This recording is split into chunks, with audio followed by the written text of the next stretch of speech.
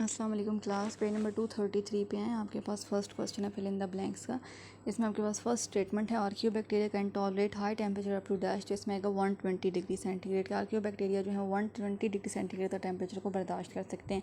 Second statement है the first eukaryote appeared about dash years ago. तो इसमें आएगा 1.5 बिलियन ईयर्स अगो।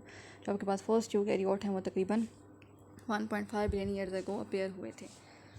थर्ड आपके पास स्टेटमेंट है dash presented the theory of origin of species by means of natural selection. तो इसमें आएगा डार्विन। ठीक है, डार्विन ने origin of species by means of natural selection की थ्योरी प्रेजेंट की थी। फोर्थ स्टेटमेंट है dash developed the theory of natural selection essentially identical to Darwin's.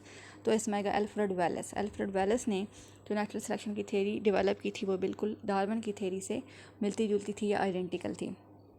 Fifth statement है dash are consider to be ancestors of all life.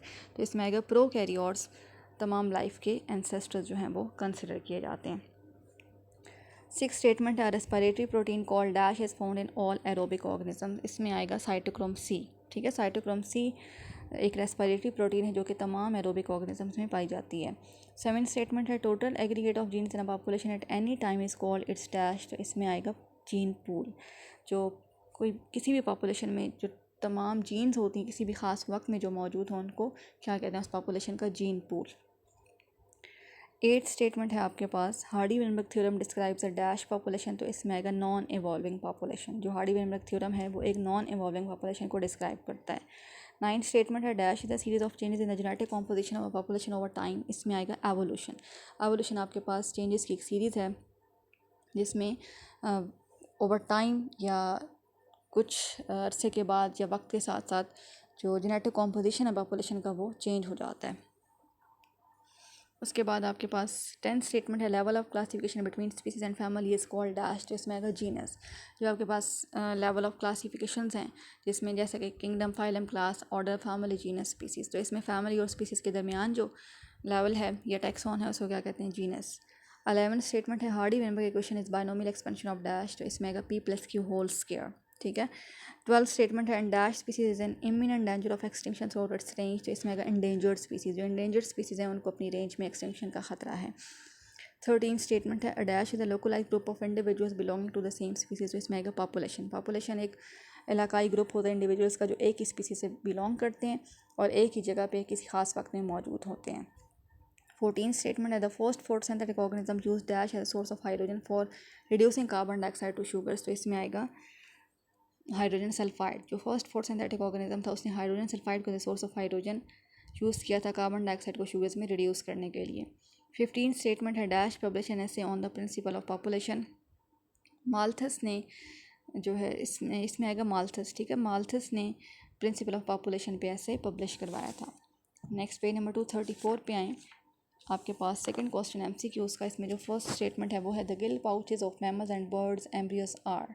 तो इसमें option number A correct option है जो कि supportive and ontogeny recapitulates phylogeny. इसका मतलब है जब एम्ब्रियोनिक स्टेजेस होती हैं वो अपने एंसेस्ट्रल करेक्टरिस्टिक्स को रिपीट करती हैं। ठीक है, तो ये जो गिल पाउचेज हैं जो कि तमाम मैमल, बर्ड्स, ये जो एम्फीबियंस हैं, रेप्टाइल्स हैं, फिशेज हैं, सब के एम्ब्रियोस हैं मौजूद होते हैं गिल पाउचेस। तो ये किसको सपोर्ट कर रहे हैं, किस थेरी को सपोर्ट कर रहे हैं, ऑन्टोजनी रिकैपिचुलेट्स फाइलोजनी को। ठीक है। सेकंड स्टेटमेंट है Darwin theory as be concern. जो डार्विन की थेरी है जो उसने ओरिजिन ऑफ स्पीसीज़ में प्रेजेंट किया बेसिकली वो क्या शो कर रही है, तो ये शो कर रही है how new species arise. Option number ए इसमें करेक्ट ऑप्शन है। थर्ड स्टेटमेंट है the smallest biological unit that can evolve over time is. तो इसमें option number D correct option है, अ स्पीसीज। ठीक है, जो आपके पास सबसे छोटा यूनिट है जो कि ओवर टाइम इवॉल्व हो सकता है वो कौन सा है, अ स्पीसीज। फोर्थ स्टेटमेंट है a gene pool consist of. तो इसमें option number B correct option है the total of all alleles present in a population. Gene pool क्या होता है, जितने भी अलील्स किसी खास पॉपुलेशन में या किसी भी पॉपुलेशन में किसी खास वक्त में मौजूद हों उनको क्या कहते हैं, जीन पूल। फिफ्थ स्टेटमेंट है ना population with two alleles for a particular locus capital B and small B the allele frequency of capital B is 0.7. What would be the frequency of heterozygote if the population is in Hardy-Weinberg equilibrium? आपके पास दो alleles हैं उसमें capital B की frequency दी हुई है वो क्या है, 0.7। आपने स्मॉल बी की फ्रीक्वेंसी फाइंड आउट करनी है और आपने फिर हेट्रोजाइगोट की फ्रीक्वेंसी फाइंड आउट करनी है। तो आप स्मॉल बी की फ्रीक्वेंसी किस तरह से फाइंड आउट करेंगे, आप हार्डी-वेनबर्ग इक्वेशन को यूज़ करेंगे। p+q = 1। उसमें आप जो कैपिटल बी है उसको पी के इक्वल कर सकते हैं, वो क्या है 0.7, और आपने स्मॉल बी या स्मॉल क्यू को फाइंड आउट करना है। आपने इन ये जो कैपिटल बी या पी की वैल्यू है ये आपने फार्मूला में पुट करनी है, तो आप क्यू की वैल्यू फाइंड आउट कर लेंगे, वो क्या आएगी 0.3। अब आपने हेटेरोजाइगोट की फ्रीक्वेंसी फाइंड आउट करनी है, तो आपके पास इक्वेशन है Hardy-Weinberg equation P square plus Q square plus 2pq। तो 2pq आपके पास क्या होता है हेटेरोजाइगोट। हेटेरोजाइगोट की आप फ्रीक्वेंसी फाइंड आउट कर लेंगे। जब आप पी की वैल्यू इसमें पुट करेंगे 0.7, क्यू की 0.3 और 2 से मल्टीप्लाई करेंगे तो आपके पास आंसर आएगा 0.42। तो आपके पास इसमें जो करेक्ट ऑप्शन है वो है ऑप्शन नंबर बी। ठीक है, अब नेक्स्ट आपके पास 6 स्टेटमेंट है। In a population that is in Hardy-Weinberg equilibrium, 16% of the individuals show the recessive trait. What is the frequency of the dominant allele in the population? अब इसमें आपके पास recessive trait की फ्रीक्वेंसी दी गई है, वो क्या है 16%, और आपने डोमिनेंट allele की फ्रीक्वेंसी फाइंड आउट करनी है। ठीक है, तो आप क्या करेंगे, अब रिसेसिव ट्रेट की फ्रीक्वेंसी 16% देख रहे हैं, आपने डोमिनेंट ट्रेट की फ्रीक्वेंसी पहले फाइंड करनी है। 100 में 16 को माइनस करेंगे क्या आएगी 84%। अब आपने जो फार्मूला पिछले स्टेटमेंट के लिए यूज़ किया था p plus Q is equal to 1, वही यूज़ करेंगे। सबसे पहले आप फाइंड आउट करेंगे p, क्योंकि आपको वैल्यू परसेंटेज में दी गई है। आप क्या करेंगे 16% को डिवाइड करेंगे 100 पे, तो आपके पास आंसर आ जाएगा 0.16। अभी आपके पास फ्रीक्वेंसी आ गई कैपिटल P की। अब आपने फाइंड किसकी करनी है Q की, तो Q की फ्रीक्वेंसी फाइंड आउट करने के लिए p plus Q is equal to 1, तो Q की वैल्यू आप P की वैल्यू पुट करेंगे इस फॉर्मूला में, तो आपके पास जो Q की फ्रीक्वेंसी आ जाएगी वो क्या है 0.84। ठीक है, अब आपके पास नेक्स्ट जो स्टेटमेंट है वो है सिलेक्शन एक्ट्स डायरेक्टली ऑन। तो इसमें आपके पास जो करेक्ट ऑप्शन है वो है option number B. Artificial selection हो या नेचुरल सिलेक्शन हो, वो किस पे एक्ट करती है जीनोटाइप पे, तो ऑप्शन नंबर बी इसमें करेक्ट ऑप्शन है। क्वेश्चन नंबर 3 है आपके पास शॉर्ट क्वेश्चन का। इसमें आप देखें व्हाट आर हाइड्रोथर्मल वेंट्स। आपके पास फर्स्ट क्वेश्चन है हाइड्रोथर्मल वेंट्स क्या होते हैं, तो ये हॉट स्प्रिंग्स हैं वाटर के। ठीक है, उसके बाद आपके पास सेकंड क्वेश्चन है स्टेट एंडोसिम्बायोट हाइपोथेसिस। ये आपने डिटेल में देखा था। ठीक है, जब हमने अब एवोल्यूशन देखी थी प्रोकैरियोट्स टू यूकैरियोट्स। ठीक है, उसके बाद थर्ड आपके पास क्वेश्चन है डिफाइन पॉपुलेशन जेनेटिक्स। तो जो स्टडी होती है जेनेटिक इवेंट्स से किसी भी जीन पूल में, उसको हम क्या कहते हैं पॉपुलेशन जेनेटिक्स। फोर्थ क्वेश्चन है how does fossil record provide evidence of evolution. इसको भी आपने डिटेल में देखा था जब हमने एविडेंसेस ऑफ एवोल्यूशन देखे थे। तो सेकंड एविडेंस ही हमने ये देखा था फॉसिल रिकॉर्ड का। ठीक है, जिसकी बेस पे हमने ये बात की थी कि जो वर्टिब्रेट्स हैं उनमें आप कह सकते हैं कि फिशेस पहले आई थी, उसके बाद एम्फीबियंस, फिर रेप्टाइल्स, बर्ड्स और मैमल्स। तो ये किस बेस पे हम बात करते हैं, फॉसिल रिकॉर्ड की बेस पे ही बात करते हैं। ठीक है, और ये भी हमने कहा था कि जो प्रोकैरियोट्स हैं वो जितने भी बाकी ऑर्गेनिज्म हैं, जितनी भी लाइफ है, उनके एंसेस्टर्स हैं। तो ये हमें कैसे पता चला है, फॉसिल्स की बेस पे ही पता चला है। फिफ्थ क्वेश्चन है explain the term homology with a suitable example. तो ये भी आपने होमोलोगस स्ट्रक्चर्स देखे थे या होमोलोगस ऑर्गन्स की हमने बात की थी। तो होमोलॉजी क्या होती है, जो कि स्ट्रक्चर्स में सिमिलैरिटी होती है कॉमन एंसेस्ट्री की वजह से, उसको होमोलॉजी कहते हैं। तो इसमें एग्जांपल आपके पास है जो 4 लिम्स हैं या आर्म्स वगैरह ह्यूमन बीइंग्स की, कैट्स की जो 4 लिम्स हैं, या वेल्स वगैरह की, और बैट्स वगैरह की जो 4 लिम्स हैं। तो ये इनमें इनका स्ट्रक्चरल पैटर्न जो है ये सबका सिमिलर है। तो ये हम पहले डिस्कस कर चुके हैं। उसके बाद आपके पास 6 क्वेश्चन है what are vestigial organs, give 2 examples. तो ये भी हमने बात की थी कि वेस्टिजियल ऑर्गन्स क्या होते हैं, वो ऑर्गन्स जो कि एंसेस्टर्स में इंपॉर्टेंट फंक्शंस प्ले करते हैं लेकिन अब उनका कोई अहम रोल नहीं है। उनको क्या कहते हैं, ये समझ लें एक रेमिनेंट्स हैं या बाकियात हैं एंसेस्ट्रल स्ट्रक्चर्स के। वेस्टिजियल ऑर्गन, इसमें आपने एग्जांपल देखी थी अपेंडिक्स की, और इसके अलावा जो पेल्विक या लेग बोन्स हैं इनकी शार्क वगैरह में और स्नेक्स वगैरह में, जो कि अब वेस्टिजेस उनके रह गए हैं। ठीक है, उनके एंसेस्टर्स में ये वॉकिंग लेग्स थी लेकिन अब उनके वेस्टिजेस मौजूद हैं। 7 क्वेश्चन है how are evolutionary relationships reflected in DNA and proteins.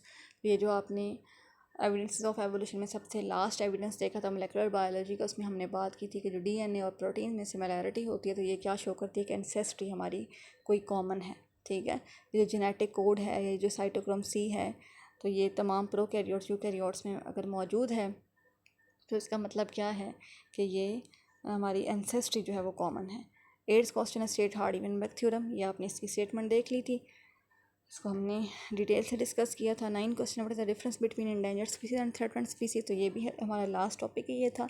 Endangered species क्या होती हैं, जो कि जिनके बारे में ये ख़दशा है कि ये अपनी रेंज में एक्सटिंक्ट हो जाएंगी या ख़त्म हो जाएंगी, और थ्रेटन क्या हो जाएंगी, जिनको ये ख़तरा है कि ये नियर फ्यूचर में एंडेंजर्ड हो जाएंगी। नेक्स्ट आपके पास है, आपने 5 स्पीसीज़ बतानी है जो कि पाकिस्तान में एक्सटिंक्ट करार दी जा चुकी हैं, तो वो आपने देखी थी कौन सी हैं। चीता है, टाइगर है, एशियन लाइन है, इंडियन राइनो है, चीयर फीजन है, क्रोकोडाइल है, कैवियल है। इसमें से आप 5 मेंशन कर सकते हैं। एक्सटेंसिव क्वेश्चन में देखें आपके पास फर्स्ट क्वेश्चन है what are endangered species, what measures could be adopted for their preservation. तो एंडेंजर्ड स्पीसीज़ अभी भी हमने बात की कि एंडेंजर्ड स्पीसीज़ क्या होती हैं, which is an imminent danger of extinction through its range. तो इसकी आपने प्रिजर्वेशन की जो हमने बात की थी, इसमें हमने 3 पॉइंट्स देखे थे कि आप नेशनल पार्क्स बनाएं, ग्लोबल सिस्टम नेशनल पार्क्स का बनाएं, protected landscape and multiple use areas आप डेवलप करवाएं, एक्टिविटी करवा सकें, लेकिन वो वाइल्ड लाइफ हैबिटेट के तौर पर अपनी वैल्यू को रिटेन करें या बरकरार रखें। और जूज़ और बोटैनिकल गार्डन्स हमें बनाने चाहिए स्पीसीज़ को प्रिजर्व करने के लिए या सेव करने के लिए, ताकि उनकी एक्सटिंक्शन का ख़तरा जो है वो ख़त्म हो जाए। और नेक्स्ट आपके पास सेकंड क्वेश्चन है state and explain Hardy-Weinberg theorem. तो इसमें आपने हार्डी-वेनबर्ग थ्योरम को स्टेट भी करना है, उसकी इक्वेशन को एक्सप्लेन भी करना है। उसमें जो वाइल्ड फ्लावर पॉपुलेशन की जो हमने एग्जांपल ली थी उसको सारा डिस्कस भी करना है, ठीक है। अलीलिक फ्रीक्वेंसी, जीनोटाइपिक फ्रीक्वेंसी आप हार्डी-वेनबर्ग थ्योरम के अकॉर्डिंगली या हार्डी-वेनबर्ग इक्वेशन के अकॉर्डिंगली किस तरह से डिराइव कर सकते हैं वो भी आपने बताना है। थर्ड आपके पास क्वेश्चन है describe evidences of evolution from any 5 branches of biology. तो हमने जो एविडेंसेस देखे थे वो थे ही 5। कौन कौन से? Biogeography, fossil record, comparative anatomy, comparative embryology और मोलेकुलर बायोलॉजी, ये आपने डिस्कस करने हैं इसमें। फोर्थ क्वेश्चन है how did evolution proceed from prokaryotes to eukaryotes. इसमें अब आपके पास जो, अगर आपको याद हो तो हमने पेज नंबर 223 पे जो टॉपिक दिखा था evolution from prokaryotes to eukaryotes, तो इसको आपने मेंशन करना है, ठीक है। इसमें अब आपके पास 2 हाइपोथेसिस भी आ जाएंगे, एंडोसिम्बायोट हाइपोथेसिस और एक मेम्ब्रेन इन्वेजिनेशन हाइपोथेसिस। तो ये आपने इस तरह से एक्सप्लेन करना है। फिर आपके पास फिफ्थ क्वेश्चन है analyse the Darwin theory of natural selection as mechanism of evolution. तो इसमें आपने पेज नंबर 226 पे जो आपके पास 2 पॉइंट्स हैं, ओरिजिन ऑफ स्पीसीज़ जो उसकी बुक है डार्विन की, उसमें जो उसने अपनी थ्योरी के जो 2 पॉइंट्स उसने डेवलप किए हैं, डिसेंड विद मॉडिफिकेशन और नेचुरल सिलेक्शन एंड अडैप्टेशन, ये आपने इसमें मेंशन करने हैं, ठीक हो गया।